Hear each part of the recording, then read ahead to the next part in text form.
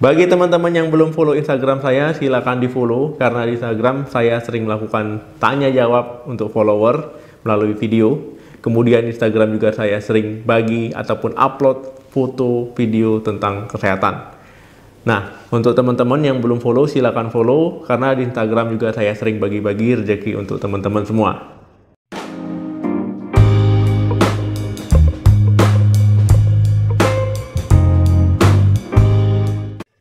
Halo, Assalamualaikum warahmatullahi wabarakatuh. Balik lagi di channel saya. Semoga teman-teman selalu dalam keadaan sehat.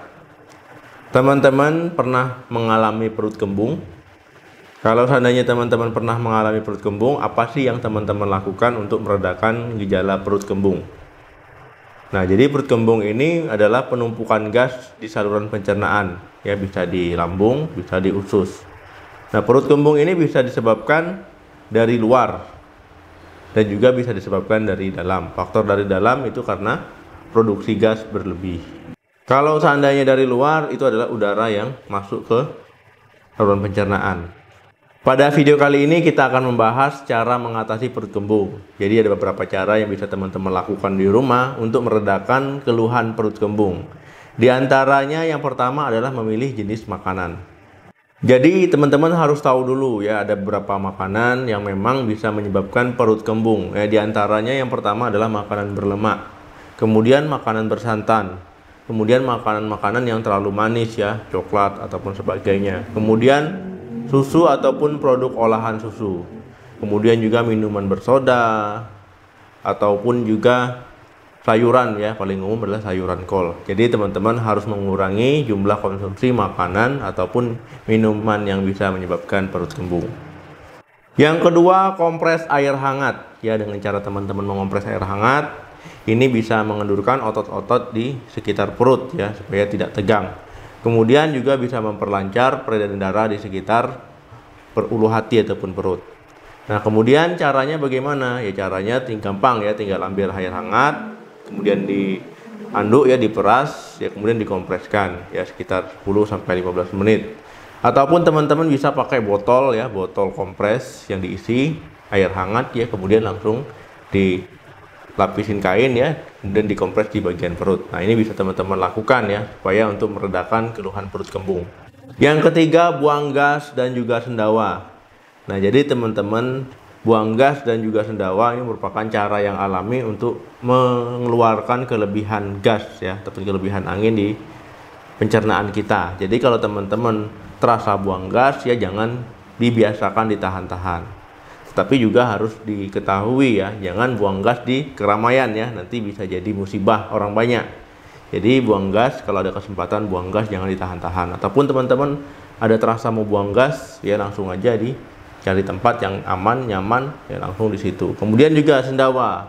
Nah, sendawa ini kalau teman-teman ingin sendawa ya jangan ditahan-tahan, tapi itu juga ya, sendawanya juga harus hati-hati ya, jangan terlalu kuat nanti orang kaget. Kemudian ketika teman-teman buang gas ya dirasa agak bau ya, langsung saja ya BAB ya, supaya keluar semua gas-gas ya ataupun kotoran yang terperangkap.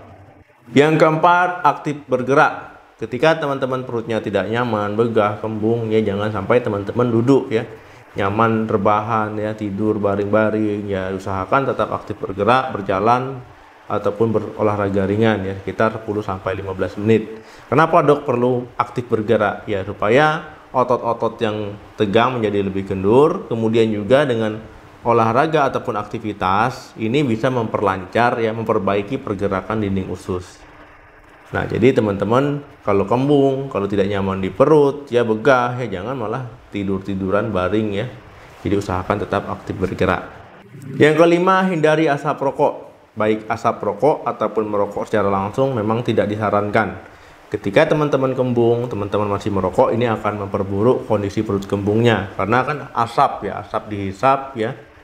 Nah, ini bisa melemahkan juga kemudian otot-otot ya, kemudian juga pertemuan antara esofagus dan lambung. Nah, ini juga bisa terganggu. Nah, jadi teman-teman diharapkan jika perut kembung, jauhi asap rokok ataupun yang merokok segera dihentikan.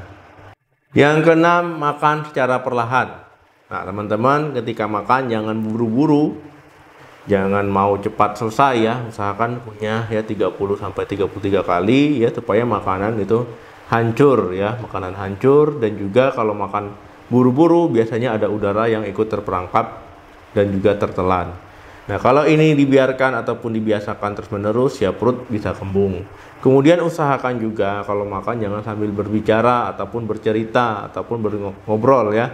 Ini juga tidak boleh. Ini bisa memperburuk kondisi perut kembung teman-teman. Jadi usahakan makan secara pelan-pelan, kemudian jangan berbicara. Jadi mulut benar-benaran hanya mengunyah.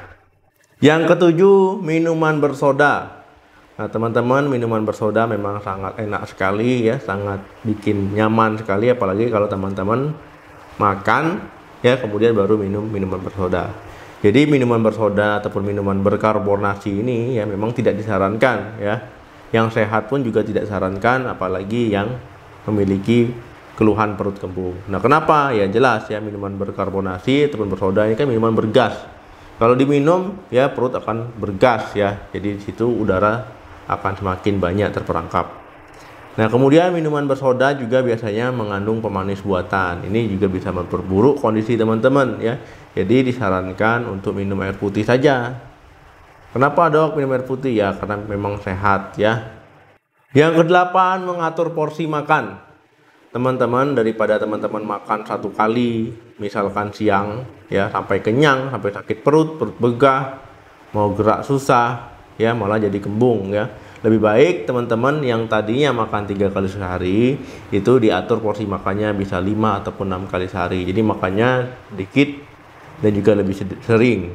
Nah, ini bisa memperbaiki ya kondisi ataupun keluhan perut kembung. Jadi perutnya tidak begitu terisi makanan terlalu penuh ya, sehingga masih ada ruang di situ.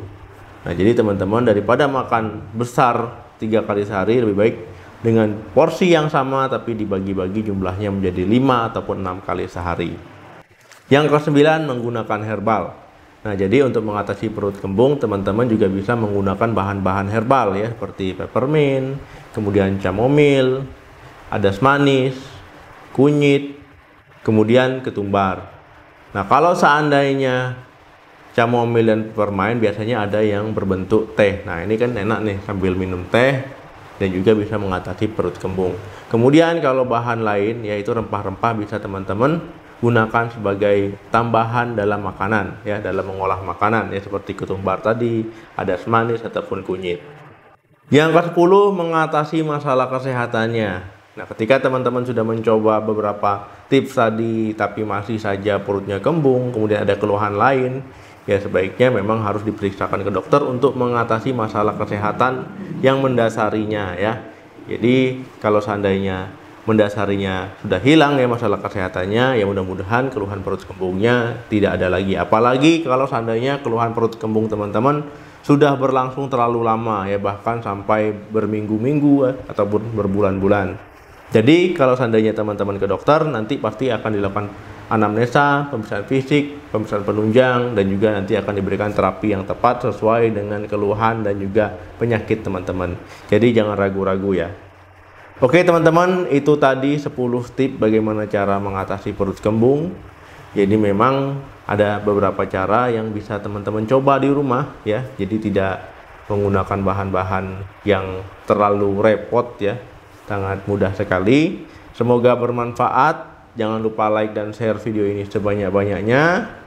Sampai ketemu lagi di video saya selanjutnya. Salam sehat, sampai jumpa.